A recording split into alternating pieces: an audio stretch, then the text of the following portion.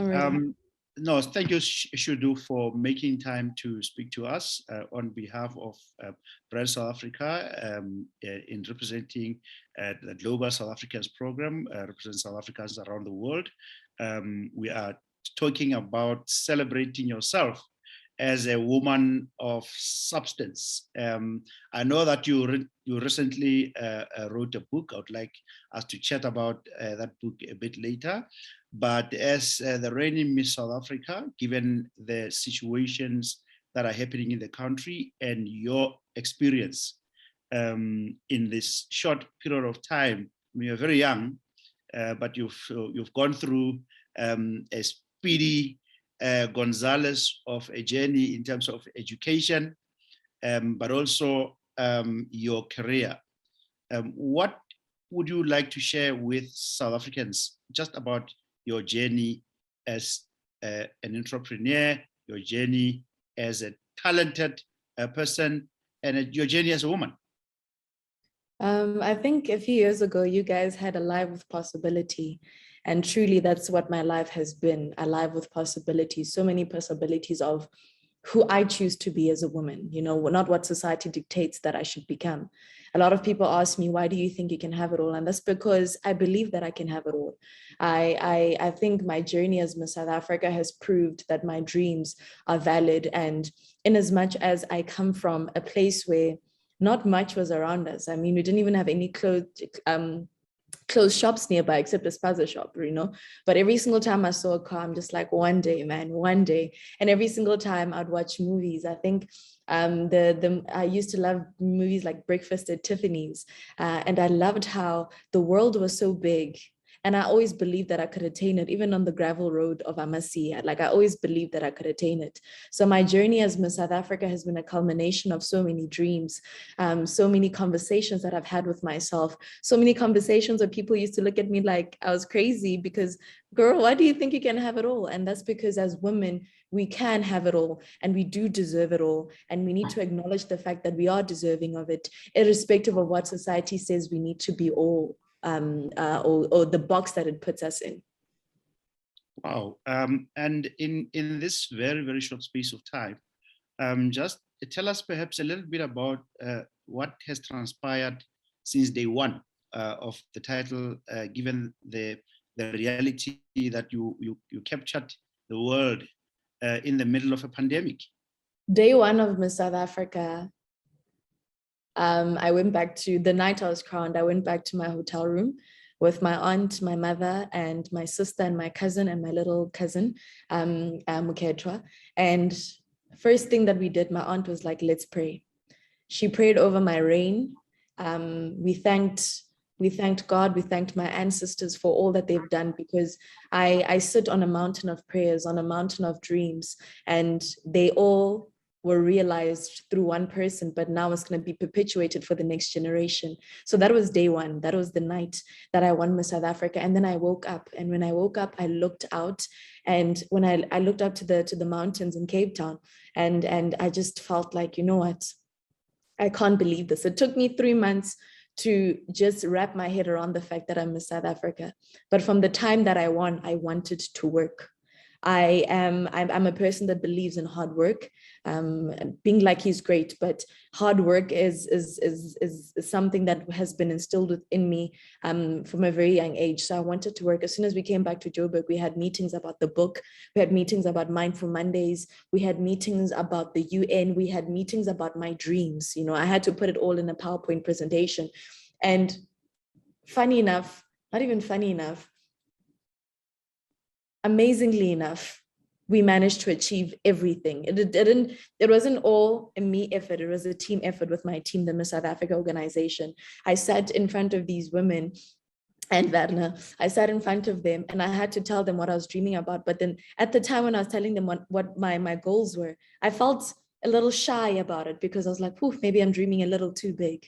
Maybe I'm dreaming a little too big. Maybe this is not possible. But I got to a point where during my reign, I even tweeted, I want to be president, because that that is what this platform is about. It's alive with possibility. You can be anything that you want to be as long as you put your mind to it and as long as you work hard. And that's been my reign, me working hard at everything that I want and me achieving everything that I wanted and just letting whatever the will of the universe or of God transpire into my life.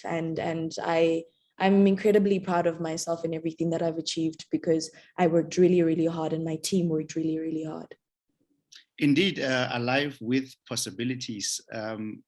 Your journey at the University of Pretoria and Wits University, just the choice of international relations. What inspired you to go into that stream? So let me tell you, when I was 8 years old, I had a dream of building a big haven with white walls and a blue roof. And it was going to be huge, like huge. I always imagined it somewhere like almost like a war-stricken area or a very disadvantaged area where that will be the beacon of hope for women and children to walk in, right? And be equipped with the skills that they needed, not just receive humanitarian assistance, but be equipped with the skills that they needed to be active members of the economy. And the reason I had this dream was because I used to want to help, right? But I realized that you can give and you can give, but if you don't show a person how to get it for themselves, what you're doing is futile. It's almost like pouring water onto a rock because it's temporary gratification. It's not gonna, there's no longevity there or sustainability. And the reason why I thought the way that I did was because of my aunt. My aunt, Bosisilia, is one of the greatest women I've ever come across in my life because she instilled the value of hard work, but also, you know, I didn't understand the definition of Ubuntu growing up, but I didn't realize that my family or my aunt raised me on that, I became the definition of, or not even the definition, but my personality became grounded. Other person can be is if you teach them the skills that you've garnered in your privilege or in your studies and in everything that you did. So in order to build that white wall, blue roofed haven, I needed to know things about people. I needed to know about the political landscape. I also needed to know about the economy. So in order to know about the economy, to know a little bit about everything. I don't know a lot about everything, but I needed to know a little bit about everything in order to make my dreams come true. So if you're going to teach people how to become active members of the economy, if you're going to teach people how to survive in this world, if you're going to teach women about gender equality, you need to understand the world really, really well. So when I was in matric, I found everyone wanting to be a doctor, wanting to be a lawyer. And I almost studied that, but I was just like, but that's not what I want. So I took a gap year, and in my gap year, I found myself wanting to help so many people. And then I came across, at first I applied for international relations, right? At UP. And then I did international relations. But while I was doing it, I was very much interested in economics, and I was very much interested in stats because I wanted a challenge, you know. And then I studied really, really hard. And then I changed my courses to a PPE, philosophy, politics, and economics in second year. And then after that, I knew that this was necessary because in my final year, in my final semester, we were sitting down in class in international relations, and they were talking about Shaka Zulu. So if in the studies that we've studied, most of the work that we did was on white scholars. So I had never been exposed to the greatness of Black people. And then it was about how he was the greatest military strategist. And then I became very interested in security studies. As I said, the Big Haven was supposed to be located in a war-stricken area, disadvantaged area. And when they're talking about the military strategies and security strategies and just all of that, but also I still have the economic and philosophy background, I knew that for my honors, I wanted to do international relations so I could get more understanding on that. So when I wrote my thesis in my honors year, I did it on the human security implications of the hydropower projects in the DRC and Ethiopia. And I knew that the essence of who I am is human security. But then there's also like a policy level that you also need to understand in order to make the change that you want to see in the world. So that's what that was, I don't know if I answered your question, but that was my line of thinking when I decided to study what I studied. No, quite an inspirational journey you went through, and it's incredible how you've well thought through about the journey and the plan in terms of understanding geopolitics, economics, and shaping things around the world. definitely probably president material well. So there's some summary moments in South Africa when you look at the number of women who are killed, the number of women who are abused, the number of graduates or students who women students, female students are killed around the country, and most recently. And given there is this specific reality, what would you say to men first, and how would you give hope in terms of what we can change to women in South Africa? And this is in terms of gender-based violence, if I'm understanding. Okay. Yes. I think first to the victims, I'd say to them, and I don't like calling them victims, but I'd say to the women that are suffering or are being abused, that it is not your fault. I think most of the time when women and even young girls are being abused, the first question that gets asked is to try to find fault at the woman. But I think the first thing that I tell them that is that it is not your fault. And another thing is you're not alone, because I've been exposed to many people that have been abused. And one thing that I learned is just reminding them that it's not their fault and that they're not alone. And to the men, I think what I want to say, and to the families as well, is that men need to be held accountable.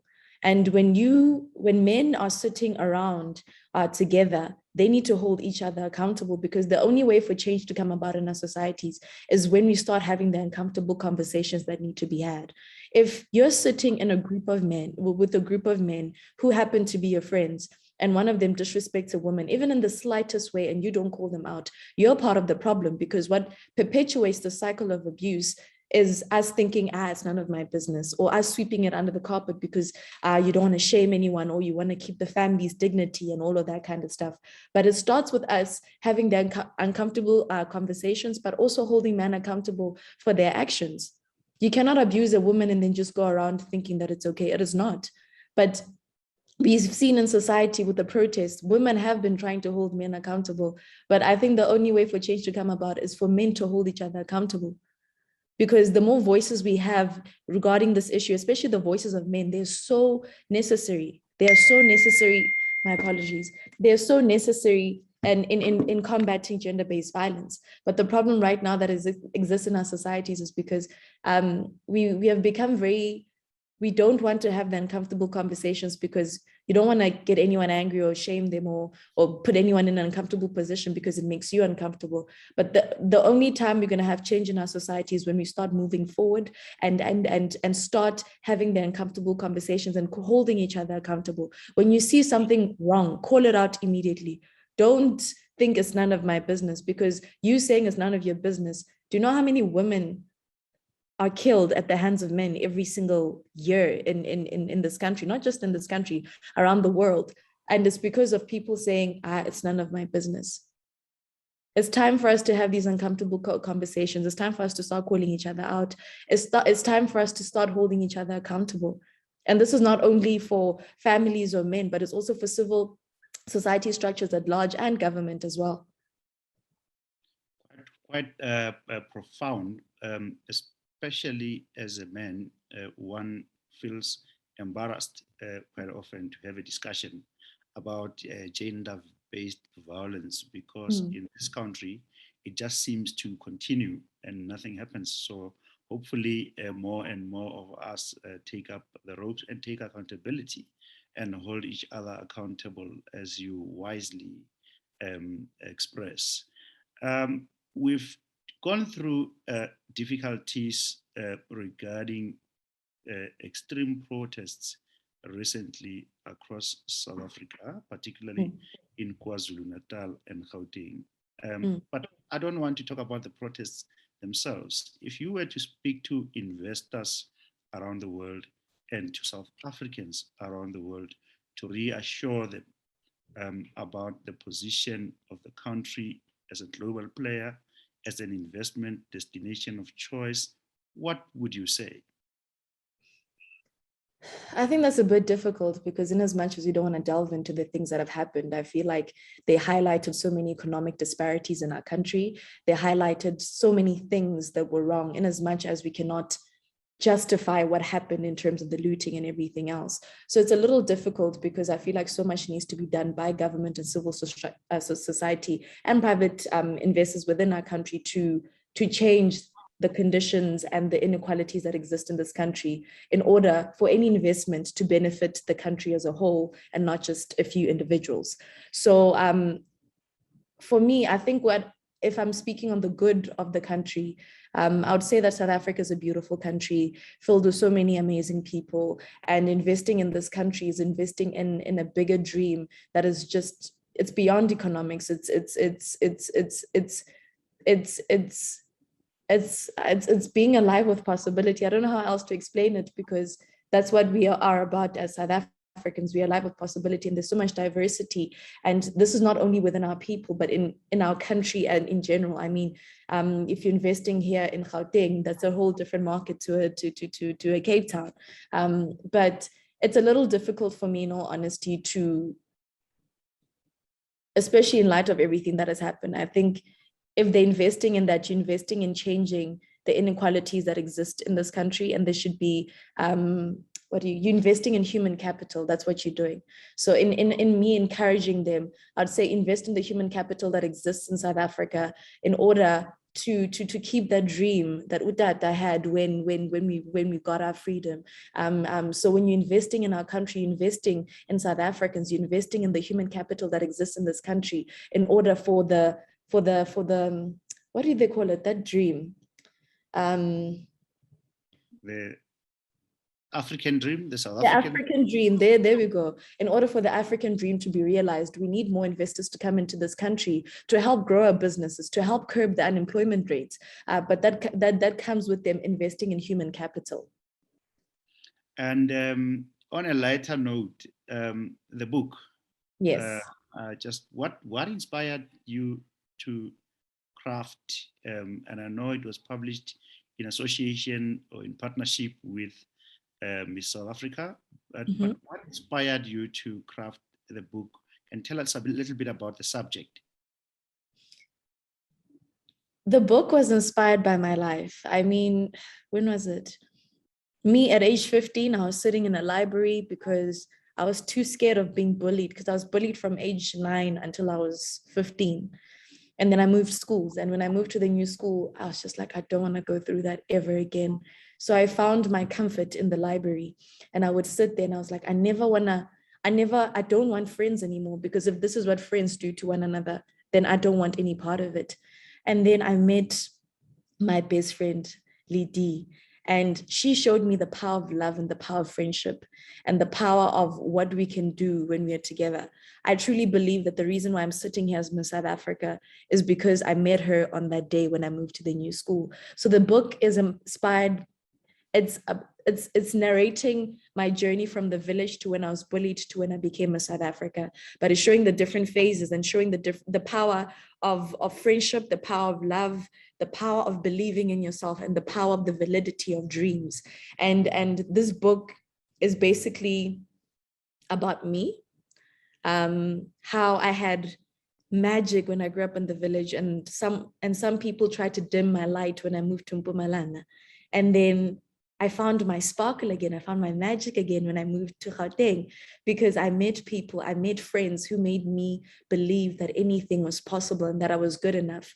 And now as Miss South Africa, I want to impart the same thing that was given to me through the power of friendship and love to the next person, and also just educate children on mental health, because I believe in an effort to destigmatize mental health, we need to start from the ground up. So the book is very educational. We worked with child psychologists, social workers, we worked with SADC, we worked with so many people to make sure that the book educates on mental health, educates on bullying, because it's a really big topic in our country, not even just in our country, around the world. It's a global issue where children are dying by suicide because they're being bullied. And this extends even to social media now, because there's now cyberbullying as well. But also just to let them know that there is help out there, that you will overcome, that you will find your magic again, that there is love, and there is the other side that is grounded on love, the power of friendship, the power to say that I'm not okay, because it is okay to not be okay. And once we normalize that and normalize these conversations with our kids, I believe that we can destigmatize mental health from the ground up. Shudufadzo Mosida, you are truly alive with possibilities. So how do people get a copy of the book? Where can they go? Okay, so the book is being, if I'm not mistaken, my team said next week. And the book will be available as CNA, exclusive books, just to name a few. But as well, they'll be online. So we're going to be releasing the pre-order dates sometime like in the next few days. So people can pre-order the book online from online bookstores. But if you want physical copy, if you want to go physically to the store and get that whole experience, I know that Exclusive Books is on board, and I know that CNA is on board, and a bunch of other retailers and publishers are going to be selling the book for purchase. But then pre-order links are coming out very soon. No, awesome. And as we wrap up, your last note to young women in South Africa and around the world?